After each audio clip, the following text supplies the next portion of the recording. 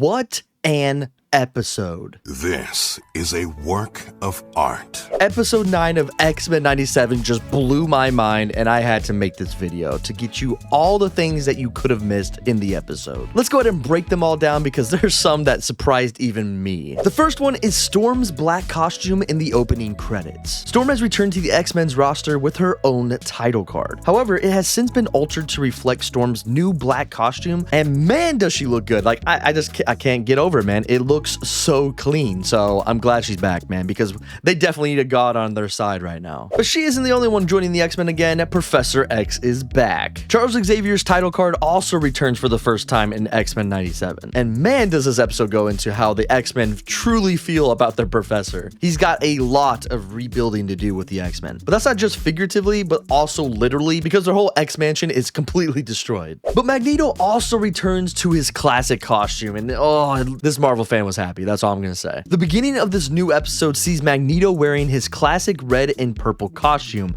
complete with his iconic helmet he'd yet to wear throughout the course of X-Men 97. Which for me, I mean, I was really enjoying those luscious white locks. I don't know about anyone else. But now, because of humanity's refusal to simply coexist with mutants, it has forced Magneto's hand, reverting him back to the mutant he once was. Which is kind of sad because I really did like him on the good side. It was fun. But hey, as we said before in the last episode, Magneto is that guy. We also got the classic X-Men 90s teams back, baby. Cyclops splits the X-Men into blue and gold teams, a reference to the classic teams that were formed on the page in the 90s. Led by Cyclops, Blue Team is comprised of Xavier, Wolverine, Jubilee, and Nightcrawler, who travel to Asteroid M to confront Magneto. Meanwhile, Storm and Jean lead Gold Team, which features Beast, Cable, Forge, and Morph, to go take down Bastion. Literally, this show deserves an Emmy. I'm just gonna throw that out there. Anime shows can win Emmys, right? But you might be asking, what is Asteroid M? Well, let me go ahead and talk about that for a second. Magneto follows up his brutal EMP with the resurrection of Asteroid M. The Master of Magnetism created Asteroid M as a sanctuary to humanity in the original animated series before it was compromised by Fabian Cortez and the Acolytes. Bringing the iconic X-Men location back, it seems Magneto is offering the same to mutants once more, while also using the asteroid as a staging ground for his war against humanity. And this just means that things are getting crazy, bro. We got one more episode after this, and after everything's happened in these last 2 episodes, even the writers and creators have said this is going to get absolutely insane. And I feel like it already has, so am I the only one that feels that way? But really, can you blame Magneto for how he feels? Because I feel like I'm kind of like, I get where he's coming from, especially after he confirmed Leech's death. Literally, this is one of the driving forces behind Magneto right now, because he actually confirms what happened to Leech, and it's not good. Tragically revealing that the young Morlock was vaporized while he still fearfully believed that Magneto would save him. I know, like, it's wrong, but I get where he's coming from, man. And apparently some other people also agree with him, and in particular, the X-Men. Tired of all the death and still grieving over the death of Gambit, Rogue replaces Colossus in his Fatal Attractions arc. In the comics crossover, Colossus joins Magneto following the death of his sister Magic. Now, Rogue is joining Magneto following the death of Remy. So as we've talked about in the last episode that I did, this story arc, and especially these last few episodes, have mirrored the Fatal Attractions comic to a T almost. It's kind of insane. With little changes like here where Rogue joins instead of Colossus because Colossus isn't a part of this storyline, that it's just crazy how good they did it. So now you may be wondering, if you've never read the comics, how do they defeat Magneto? Well, there is a way, and it's called the Magneto Protocols, which is a reference to the comics. Well, on the page of the comics, the Magneto Protocols were a series of satellites that were built to negate Magneto's powers on Earth. So like I said, certain things changed from the comics in the series, but it's still so close, and the nods and the references that it pulls from this comic is very interesting and super cool how they did it. But let's go back to those blue and gold teams and talk about those classic suits that look so clean.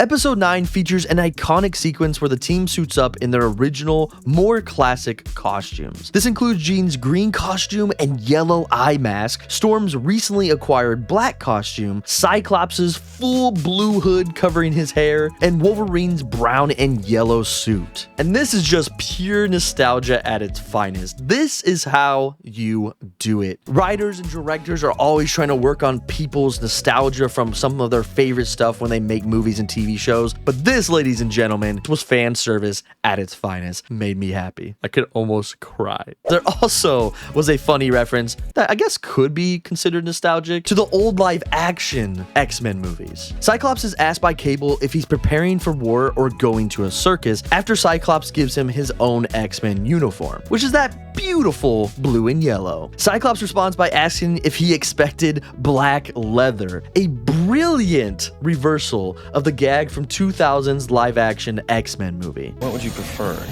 Yellow spandex?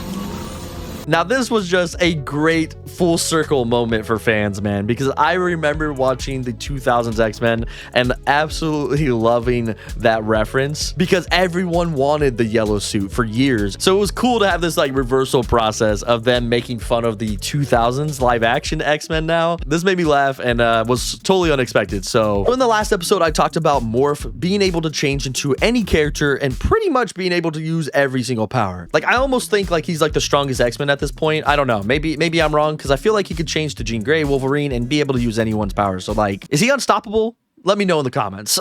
We've already seen him change into Quicksilver. We've seen him last episode change into Juggernaut. And now in this episode, we got one that I think most fans know who they are. Morph surprises everyone by transforming into none other than the Incredible Hulk while fighting the Sentinels. Not only does this further confirm the Hulk's existence in the overarching Marvel animated universe, but it's absolutely epic seeing the Hulk smash Sentinels to bits, even if it is just Morph. Fans love cameos, even if it's 2 to 5 seconds. And this one made this Marvel fan happy because I was not expecting another great Morph transformation of him just wrecking havoc as the Hulk. He even says Morph Smash, which made me chuckle a little bit, I'm not gonna lie. But during the scene as well, Morph Hulk actually crashes into a bunch of different things, and you start to look around and notice something. At one point, Morph Hulk smashes a sign with the name DeMayo's Diner, a reference to X-Men director and head writer Bo DeMayo. But if you look around, the 1950s diner, shops, and bowling alley in the center of the island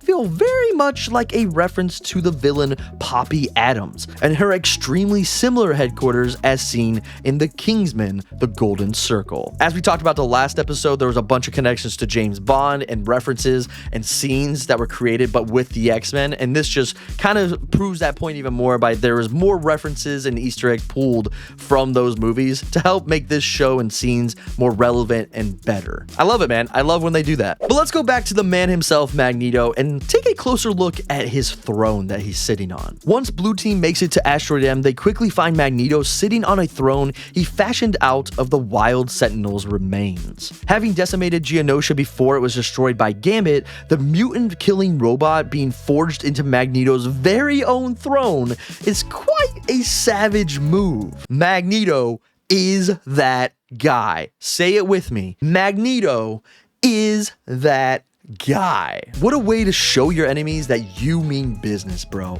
By taking the dead remains of your robots and putting them into a throne and sitting on it and being like, yeah, that's right. Can't help but love the guy, man. He's freaking brutal and I love it. But with the brutality comes a little sadness, and we gotta get to those parts now. In particular, with Cable. Following Jean's battle with Mr. Sinister, the villain takes note that his writhing thing of chance has arrived. The name he called Nathan Summers Cable as a baby when he experimented on him in episode 3. However, in this episode, it's revealed that Sinister can control Cable and his own telekinetic powers just as he could Madeline, resulting in a brutal attack against Jean Grey. Now, does this mean that Jean Grey's dead? Probably not, although there was a reference to Rogue saying, will Jean die again? So maybe there's a nod to that. I don't know, but it does not look good for Jean. However, Cable's telekinetic powers look amazing, bro. I can't help but admire it, even if Jean's life is at stake. But one person's life that is definitely at stake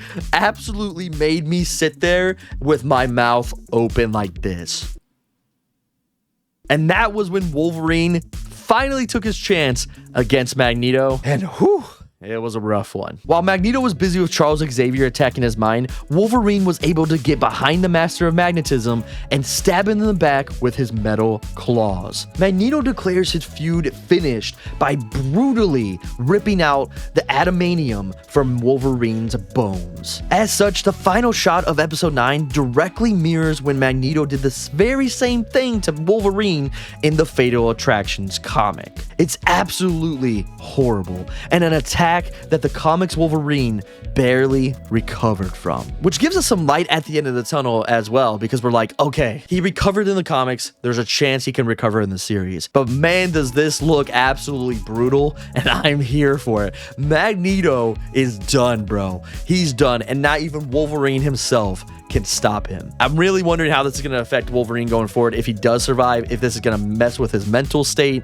you know, his confidence when he's fighting villains. It's going to be life-changing for sure. Even your best man, who's pretty much invulnerable, doesn't stand a chance against Magneto. Say it again with me, class. Magneto is that guy. And then this final reference is that X-Men 97 might actually be teasing the character Onslaught. Following Xavier's mental attack on Magneto, Magnus places his helmet on Xavier before calling him a traitor to his own kind. To that end, it does seem as though X-Men 97 may be teasing the debut of the major villain Onslaught, a dark merging of Magneto's and Xavier's darkest psyches into one living monster. And I don't think the X-Men are prepared for this character. And there you have it. There are 16 different references and Easter eggs to Marvel and X-Men. Did I miss any? Let me know down in the comments below, because I'm sure I missed some. If you enjoyed this video, check out this video right here, because it's more of this or more things that you probably enjoy. If you enjoyed this one, you'll probably enjoy that one. And I will see you over there.